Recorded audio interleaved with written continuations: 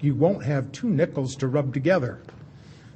You may have a whole pocket full of $1 million bills to rub together, but they won't buy anything. Now, after World War I, they had this big conference in which they brought together all the people involved in the war to have a settlement and a signing of the armistice with Germany. On one side of the table was Paul Warburg. On the other side of the table was his brother Max Warburg. In total, there were 117 of these false Jews, as I prefer to call them. And we would not know about this except one of the guys there, a guy by the name of Benjamin Friedman, who was the bagman for Henry Morgenthau Sr. He became a Christian, and he decided he could not live with the secrets that he held, and he started talking about what had transpired, what the real game plan was, who was involved in it, and what their plans were for our future. An unseemly plan for our future. Much of that was done with these, what you call false flag operations.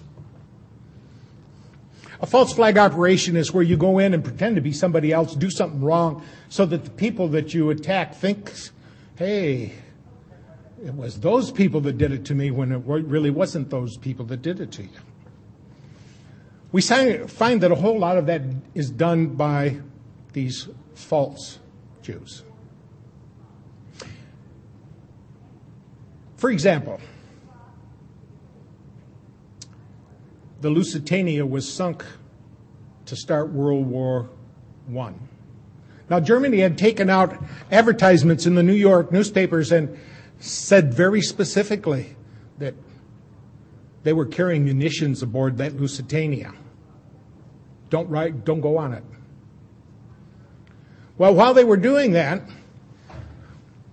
they ended up sending off some of that ships and with 128 American passengers aboard it. And it wasn't Germany, it was Great Britain that sunk that ship to suck us into that war.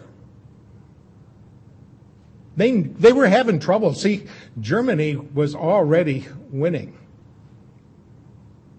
And they didn't like the idea at all. And so these characters went over to the King of England and said to the King of England, now,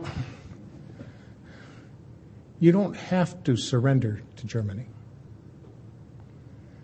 If we can bring America in on your side, if we can cause America to start fighting your battles for you, would you support a homeland in Palestine for us?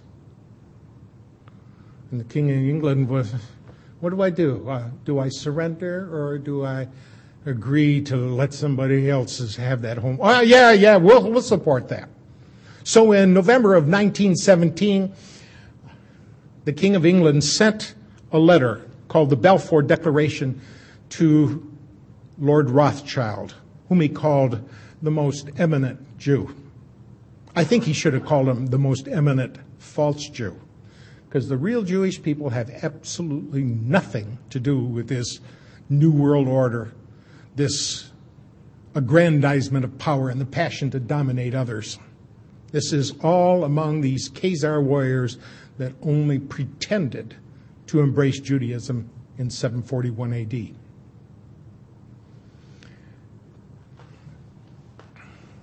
We find that as time went on, that we run across some of these things that these characters have done. And it was in May of 1919 at Dusseldorf, Germany, that the Allied forces obtained a copy of the Communists' Rules of Revolution. Now, you got to remember that communism was their front, too. When we find out the names of some of these characters, you realize, yes, this web is more intertangled than what you might realize. And we find that some of the characters, like Karl Marx, his real name was Kissel Moses Mordecai Levy. Karl Marx was just an assumed name. And he worked with people over there like Lenin, whose real name was Ulanov, and the commissar of the Red Army and Navy, called Leon Trotsky. His real name was Lev Davidovich Bronstein. And when you find out how all these people have been pulling together to foment so many of these things going on here, you should be forewarned. Because this is not just accidental history. This is conspiracy. People working together to do wrong. And by definition, a conspiracy is just two or more people planning in secret to do something wrong. And by that definition, there must be thousands, millions, maybe even billions of conspiracies going on all the time. But you mentioned something about what's going on. Oh, that's one of them conspiracy nuts. We've all been vilified by that label. Conspiracy nut is kind of like anti-Semite. It's just a buzzword to say they're onto us. They know who we are. They know what we're up to. Let's jump on them and vilify them, and that's the way they operate, through vilification. And if vilifying isn't enough, they'll trump up some charges. And if that's not enough, they send in the wet agents to spill some of your blood.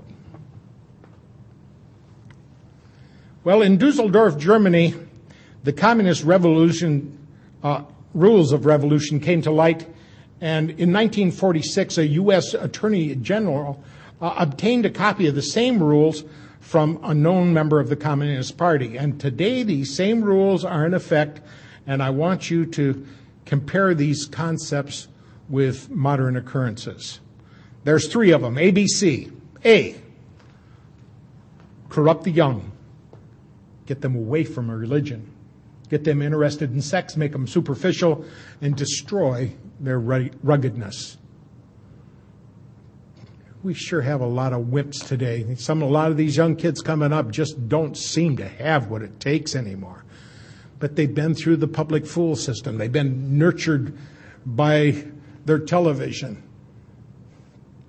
And it's hard to think anymore. It used to be when you went to school, they taught you how to think. Now you go to school, they teach you what to think. B, get control of all means of publicity. Thereby, and there's 7 parts to that, get people's minds off their government by focusing their attention on athletics, sexy books, plays, and other trivialities. And boy, have we become trivial. 2, divide the people into hostile groups by constantly harping on controversial matters of no importance.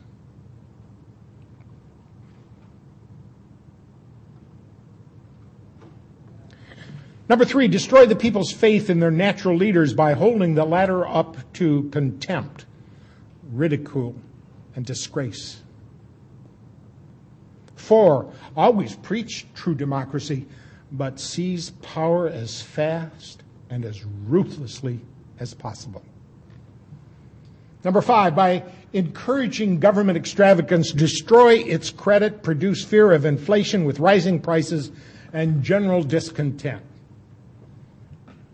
That one has really been implemented with vigor. We're playing welfare Santa Claus to the whole world. Now take a look at Israel alone. We send $15,500 for every man, woman, and child. That's a lot of money. Sometimes I think some of us wish, gee, I wish my government would give me that much each year. Now that's only the above board welfare. There is a sub rosa welfare. For example, That's our only friend in the Middle East. Therefore, we got to have a base over there to help